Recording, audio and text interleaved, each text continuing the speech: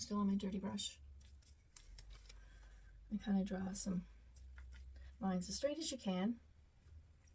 I only put like 1 or 2 on. If the board is 18 inches tall, and you don't really need a whole lot of the lines, so that's about it for that paint. Then I'm going to take this really rough looking brush. You can see I've kind of cut out some notches in it, and it's really rough. It's a really rough bristly brush, but it's great for this kind of effect.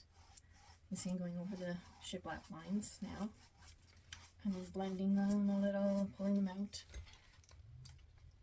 You get a little bit more, grab a little bit and pull it.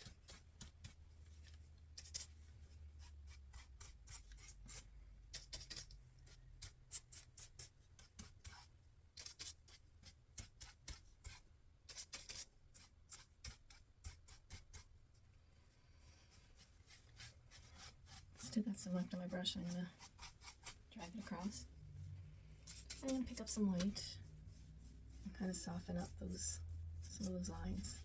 They'll be pretty harsh looking, so. And pick up some white.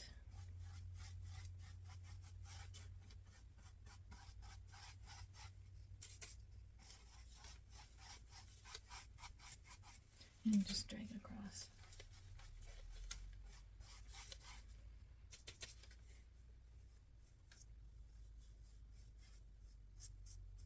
If you find you have too much of one color, you can either go back, like I think there's too much gray on the top here, so I'm just adding a little bit more white, but because the paint's still wet, it just more blends in. And if you don't want that to happen, just wait till the paint dries and then go over it. So I'd go over it again with some white. That's a really obvious line there, so I'm going to go over it with some white there.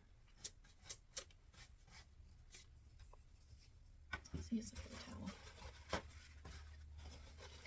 Okay. I'm just trying to get some of the gray paint out of the brush as much as I can. And then pick up some more white paint. I'm just going to pull it across.